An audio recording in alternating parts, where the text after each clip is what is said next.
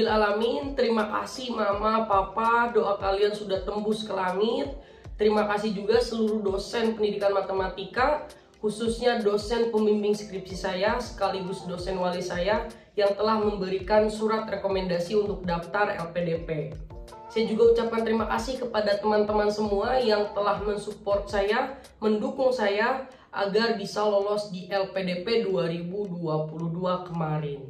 Seperti teman-teman ketahui, syukur alhamdulillah di sela-sela kesibukan saya dalam mengajar, membuat konten YouTube, saya masih bisa berjuang di LPDP 2022 tahap 2 kemarin dengan 1 kali percobaan dan alhamdulillah itu langsung lolos teman-teman. Oleh karena itu di video kali ini saya akan membagikan pengalaman saya, pure teman-teman ya, berdasarkan pengalaman saya dari awal seleksi administrasi sampai dengan di akhir itu wawancara dan dinyatakan lolos LPDP. Jadi saya akan memberikan ya pengalaman ini kepada teman-teman semua, baik teman-teman yang misalnya jalur afirmasi itu lebih bagus atau teman-teman yang reguler itu sama aja ya. Jadi nanti silakan aja teman-teman tonton video ini sampai selesai. Oke, sebelum saya menceritakan pengalaman saya akan memberikan dulu gambaran apa sih LPDP gitu ya teman-teman semua. Jadi di sini beasiswa LPDP, jadi LPDP ini kan sebetulnya singkatan ya teman-teman ya. Kepanjangan dari LPDP itu adalah Lembaga Pengelola Dana Pendidikan. Jadi beasiswa ini adalah beasiswa untuk seluruh putra-putri terbaik bangsa yang ingin melanjutkan S2 ataupun S3 baik di dalam maupun di luar negeri. Jadi siapapun yang ingin kuliah S2 atau S3 di dalam maupun di luar negeri itu bisa teman-teman daftar di LPDP karena LPDP udah mengcover semua golongan, semua kelompok, baik teman-teman dari afirmasi, baik teman-teman dari reguler, baik teman-teman targeted gitu ya, semuanya ada teman-teman. Itu teman-teman ya definisi dari LPDP sendiri, dan LPDP memang dinaungi oleh Kementerian Keuangan. Selanjutnya teman-teman, ini menarik sih sebetulnya. Yang akan saya bahas selanjutnya adalah tentang pendanaan ya. Jadi pendanaan apa aja sih yang kita dapat dengan beasiswa ini. Pokoknya teman-teman jangan khawatir kalau teman-teman udah dapat beasiswa ini, teman-teman itu pembiayaan full di cover ya teman-teman ya. Baik transportasi pun itu teman-teman, misalnya dari rumah teman-teman ke kampus itu dibiayai teman-teman. Apalagi teman-teman yang ke luar negeri. Nah kan menarik kan? Lalu apa saja sih yang diberikan oleh LPDP? Nah di sini ada komponen pendanaan yang diberikan oleh LPDP. Saya lihat ya teman-teman, nanti ada di sini pokoknya. Jadi yang pertama itu adalah biaya pendidikan. Nah biaya pendidikan ini contohnya ada dana pendaftaran. Jadi dana pendaftaran teman-teman ke kampusnya itu nanti dibiayai teman-teman ya. Tapi sistemnya reimburse untuk yang ini. Kemudian ada dana deposit. Dana deposit ini biasanya kan diminta oleh universitas ya, sebagai uang jaminan gitu kan. Nah setelah dinyatakan diterima. Nah di sini juga reimburse juga teman-teman ya. Kemudian ada dana SPP. Nah dana SPP ini kan tiap semester itu kan nanti sesuai dengan tagihan dari universitasnya. Ini nanti sifatnya pengajuan teman-teman ya. Kemudian ada dana tunjangan buku. Nah untuk dana tunjangan buku ini dibayarkan 1 kali setiap tahun gitu teman-teman. Ada juga dana bantuan penelitian. Nah di sini untuk teman-teman misalnya membuat tesis atau disertasi ya, di sini teman-teman dapat juga nih nanti sistemnya pengajuan. Kemudian ada juga dana bantuan seminar internasional ya. Jadi khusus bagi teman-teman yang berperan sebagai pembicara gitu kan, untuk transportasi, akomodasi dan pendaftaran seminarnya itu nanti bisa dibiayai dengan pengajuan. Kemudian ada juga dana bantuan publikasi jurnal. Nah ini teman-teman ya. Nah kalau misalnya di sini ada khusus sih bertaraf Q1 dan Q2. Ini juga sistemnya pengajuan. Selanjutnya teman-teman ada biaya pendukung 1. Nah biaya pendukung 1 salah satunya adalah dana transportasi yang tadi saya sempat singgung ya. Jadi misalnya tiket pesawat, kemudian bisa teman-teman pokoknya keberangkatan dan kepulangan ya itu dibiayai. Dan sifatnya memang bisa dirimbes ataupun pengajuan. Jadi kalau pengajuan kita nggak perlu nggak perlu nyiapin, ngajuin langsung dikasih gitu ya. Tapi kalau rimbes teman-teman ya harus talangin dulu sebetulnya. Kemudian ada dana asuransi kesehatan ya. nanti ini dijadikan dua ya, ada dalam negeri dan luar negeri. Kalau misalnya dalam negeri BPJS kelas 1, kalau di luar negeri dibayarkan sesuai dengan nominal invoice. Ya, ini juga pengajuan teman-teman. Kemudian ada dana tunjangan keluarga. Nah, untuk dana tunjangan keluarga ini khusus yang S3 ya teman-teman ya. Oke, besarannya udah dikasih tahu tuh 25% dari dana hidup. Oke, kita lanjut teman-teman. Dana aplikasi visa atau resident permit ya. Jadi di sini yang keluar negeri sebetulnya. Ini juga rimbes. Berarti kalau di rimbes teman-teman harus punya dulu gitu ya. Punya dulu uangnya. Kemudian ada dana hidup bulanan. Nah, ini teman-teman. Nah, jadi kita dikasih loh bulanannya. Nah, berapa sih besarannya memang sesuai dengan standar hidup yang ditentukan oleh LPDP. Nah, ini dicairkannya itu tiap 3 bulan sekali ya kalau di sini. Terus sistemnya juga pengajuan. Oke, kita lanjut teman-teman. Dana kedatangan tuh kan, ada dana kedatangan teman-teman ya. Nanti 2 kali dari dana biaya hidup. Wow, 2 kali dari biaya hidup. Itu dana kedatangan tuh di awal ya. Dibayarkan sekaligus dengan biaya hidup bulanan tahap 1. Kalau luar negeri itu 50% dicairkan sebelum berangkat, 50% dicairkan setelah sampai di negara tujuan. Kalau yang di dalam negeri langsung 100% teman-teman dibayarkan setelah pindah domisili. Sifatnya pengajuan. Kemudian ada juga dana yang biaya pendukung 2 ya. Tadi 1 sekarang 2. Ada misalnya teman-teman lomba nih, lomba internasional, teman-teman nanti dapat nih untuk kepesertaan individu maupun kelompok, ini dapat ya. Tapi harus ke final ya teman-teman. Kemudian ada dana ujian keterampilan ya. Di sini khusus program dokter spesialis sih sebetulnya. Kemudian ada dana keadaan darurat. Ini misalnya teman-teman pulang gitu kan, misalnya ada yang meninggal dunia atau misalnya mengalami perang daerahnya gitu ya. Nanti ada dana darurat. Kemudian ada dana pelatihan kursus wajib. Ini juga dokter spesialis sebetulnya. Dan yang terakhir ada biaya pendukung 3. Nah, ini teman-teman bisa nih, ada yang namanya dana uji kompetensi. Ini juga untuk dokter spesialis. Kemudian dana pembekalan afirmasi dan pengayaan bahasa, teman-teman. Nah, ini yang udah Kak Sugeng dapetin nih. Jadi di sini saya memang sedang mengikuti pengayaan bahasa, teman-teman ya. Jadi nanti kemarin juga saya ke UIN ya, ke Jogja itu dibiayain teman-teman ya, tiketnya dibiayain. Kemudian nanti dana hidup bulanan dapat, dana kursus dan tes bahasa juga diberikan teman-teman ya. Durasinya bisa 3-6 bulan. Kalau saya kebagian di 6 bulan teman-teman. Sifatnya pengajuan. Kemudian ada intensif kelulusan. Nah, ini intensif kelulusan itu diberikan yang mampu lulus ya, minimal kurang dari 6 bulan dari masa studi yang tercantum di LOG ya. Nanti besarnya 50% dari biaya hidup. Gitu ya. Kemudian ada dana pendamping disabilitas. Misalnya ada yang disabilitas ya, pendampingnya itu nanti dapat untuk 1 orang pendamping ya, meliputi pokoknya itu yang tadi sama. Itu. Oke, sekarang kita langsung ke intinya ya teman-teman. Kalau tadi misalnya terkait dana-dana, biar teman-teman ya makin semangat lah ya gitu, karena kita dibiayai oleh pemerintah.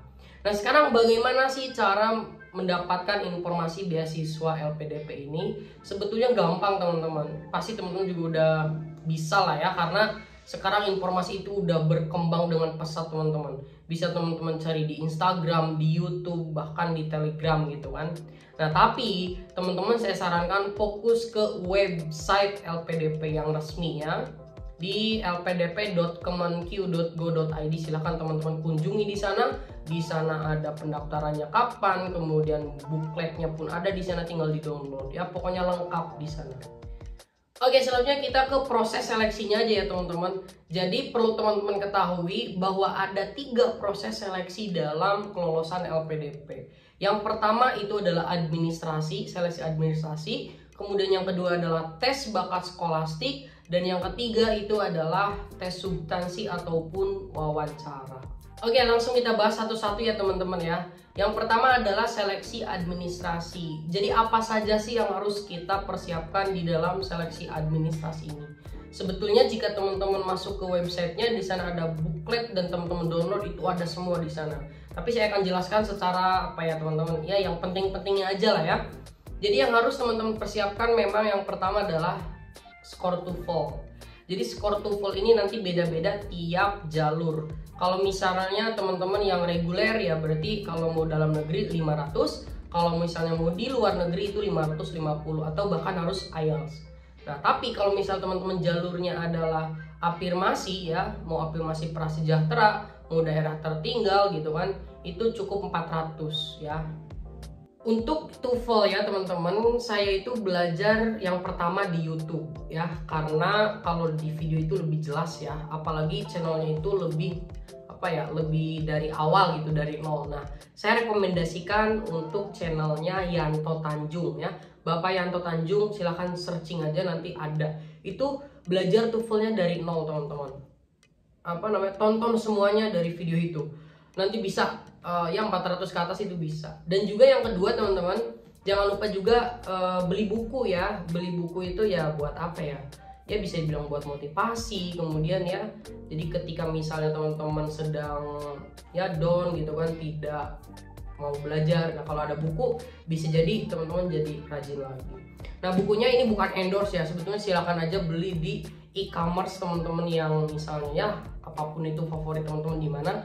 Ini Longman ya, Longmannya yang warna ini sebetulnya silahkan. Dan juga saya itu belinya 2 sih sebetulnya, jadi ini satu paket. Nah, tapi memang ini yang paling banyak dikerjakan. Nah, kalau nggak percaya tuh hasil coretannya semua ada di sini, ini lengkap banget ya. Kemudian dokumen kayak ijazah, kemudian transkrip nilai, surat rekomendasi itu teman-teman harus disiapkan ya. Dan yang nggak kalah penting adalah form penilaian diri. Jadi di seleksi administrasi ada beberapa pertanyaan yang harus kalian jawab sebetulnya. Nah, pernyataan-pernyataan ini berkaitan dengan diri kita. Seberapa kenal kita dengan diri kita sebetulnya. Kayak contohnya, apa kelebihan Anda, apa kekurangan Anda, hal apa yang misalnya pernah Anda lakukan, kesalahan misalnya, kemudian pengalaman yang membanggakan, titik terendah gitu ya, kayak gitu. Pokoknya nanti teman-teman harus disiapkan. Dan tips dari saya waktu itu memang kita dikasih waktu 1 bulan teman-teman untuk mengisi itu. Jadi ada waktu 1 bulan. Nah kalau saya ditulis dulu di mana, di Word misalnya, kita tulis dulu nanti tinggal paste. Jangan lupa juga minta saran kepada teman-teman, kepada dosen gitu kan, atau kepada ORDI. Oke, selanjutnya teman-teman, nanti ketika misalnya mau daftar, sebetulnya ada 2 tipe orang yang daftar LPDP teman-teman. Ada yang menggunakan LOA, ada yang non LOA. Sama seperti saya, itu adalah non LOA. Jadi saya daftar LPDP dulu, baru nanti saya mencari universitasnya. Lalu apa bedanya? Bedanya sebetulnya alurnya kan gini, tadi kan ada 3, administrasi, kemudian tes bakat skolastik, lalu wawancara. Tapi kalau teman-teman dengan LOA ya, jadi daftarnya itu dengan LOA, berarti teman-teman hanya administrasi, langsung wawancara. Jadi nggak ada tes bakat skolastik. Itu keuntungannya, itu doang teman-teman ya. Jadi semuanya sama. Lalu gimana yang non LOA? Berarti kalau misalnya teman-teman non LOA, teman-teman harus memilih 3 jurusan dan 3 PTN ya. Saya waktu itu pilihan pertama adalah ITB pengajaran matematika, pilihan 2-nya UNY pendidikan matematika, dan pilihan ketiganya UPI pendidikan matematika. Dan nanti pilihan ini harus teman-teman bahas di dalam esai ya. Jadi langsung ya kita ke esai teman-teman. Jadi persiapan untuk administrasi yang terakhir adalah esai. Ini yang sangat krusial. Kenapa? Karena ini yang nanti juga akan ditanyakan ketika wawancara. Walaupun ini di awal ya, esainya dikirim itu memang di awal. Cuma ini akan digunakan ketika wawancara. Nah, apa aja sih yang harus ada di esai? Sebetulnya ya teman-teman, kalau saya kasih tips, teman-teman tinggal buat aja nih. Di awal itu kan pas ya, teman-teman udah ngapain gitu kan. Kemudian di tengah-tengah present atau sedang dilakukan ngapain nih. Kemudian yang terakhir adalah future. Teman-teman mau ngapain gitu kan. Jadi gitu. Urutannya kayak gitu aja kerangkanya. Lalu apa aja yang dibahas? Tentu perkenalan. Yang pertama memang harus perkenalan. Apalagi teman-teman dari afirmasi, misal daerah ya, daerah tertinggal atau daerah 3T, teman-teman notice aja tuh daerah tertinggalnya gimana-gimananya gitu keadaannya. Kemudian teman-teman yang afirmasi prasejahtera, keluarganya gambarin aja seperti apa, itu di awal. Kemudian teman-teman bisa yang paragraf kedua, organisasi bahas, kemudian non akademik, akademiknya bahas juga teman-teman ya. Kemudian teman-teman jangan sampai lupa ngebahas masalah apa yang ada di Indonesia ya, masalah urgent sebetulnya. Terus yang ada kaitannya dengan rencana studi teman-teman. Jadi rencana studi S2 teman-teman itu adalah menyelesaikan masalah yang teman-teman tadi keluarkan gitu. Jangan lupa juga ada mimpi teman-teman. Mimpi itu harus disebutin mau jadi apa ya. Maksudnya mimpi untuk Indonesia itu seperti apa gitu kan. Dan yang terakhir teman-teman ada juga rencana studinya, teman-teman tulis aja. Dan bisa juga ya notice dikit-dikit matkulnya gitu atau dosennya gitu ya, silahkan teman-teman. Kemudian teman-teman bisa juga di akhir itu teman-teman memberikan harapan ya, harapan buat Indonesia ke depan dengan teman-teman lanjut S2 kayak gitu. Oh iya teman-teman ya, di administrasi itu kan tadi Kak Sugeng bilang 1 bulan. Nah 1 bulan ini teman-teman manfaatin cicil satu-satu. Karena nanti ada beberapa file yang harus teman-teman upload. Itu teman-teman harus bentuknya PDF semua. Ingat-ingat teman-teman, PDF semua gitu ya. Nah ketika teman-teman dinyatakan lolos administrasi, teman-teman berhak maju ke tahap selanjutnya, yaitu adalah tes bakat skolastik. Ini bagi teman-teman yang non LOA ya. Kalau teman-teman dengan LOA, teman-teman tidak ikut, jadi nunggu lagi nanti sampai ke wawancara. Jadi wawancaranya bareng teman-teman ya. Oke, di TBS ini teman-teman memang harus sering latihan aja sebetulnya. Ya latihan-latihan soal TPA gitu kan, karena di sini ada ya 3 lah ya teman-teman, 3 subtesnya gitu.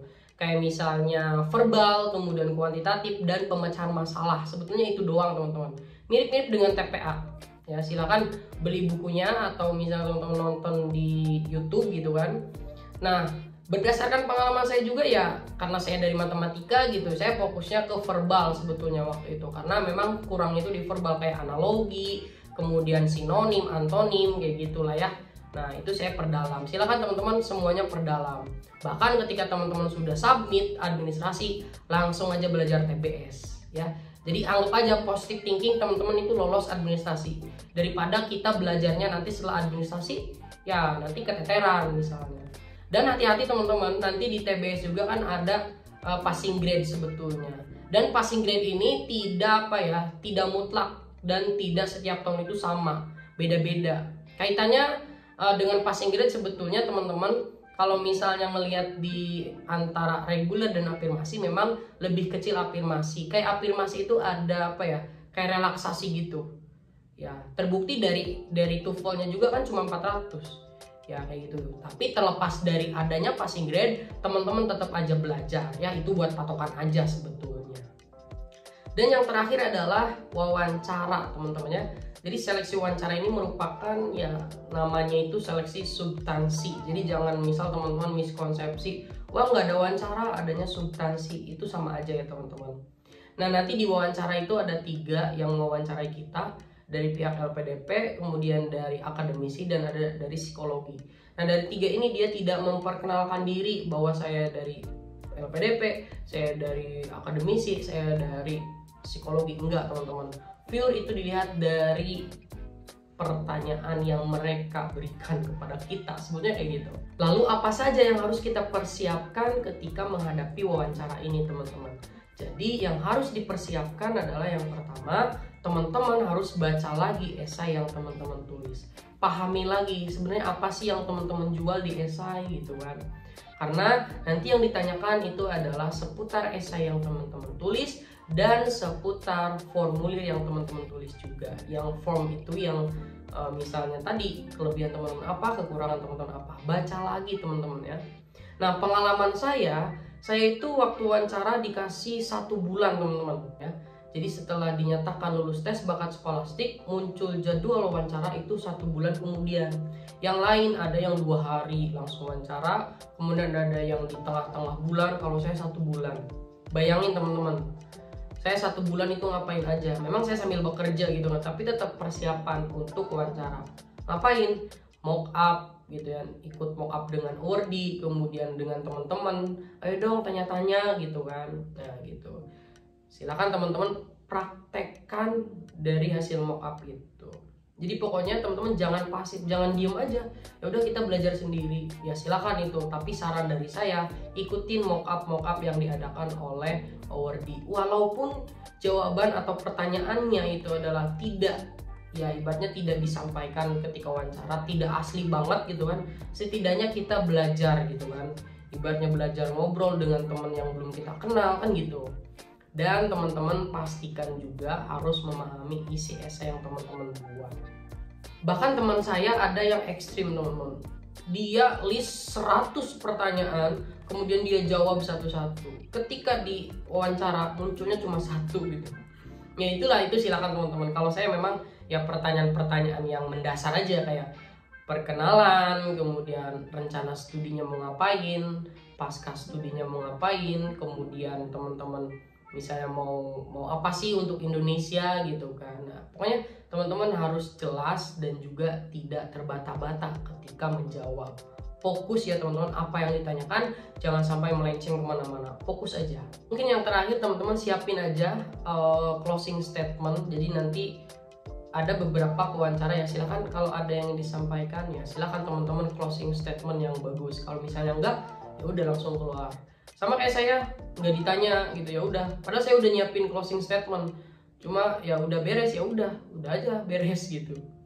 Jadi tidak memberikan closing statement.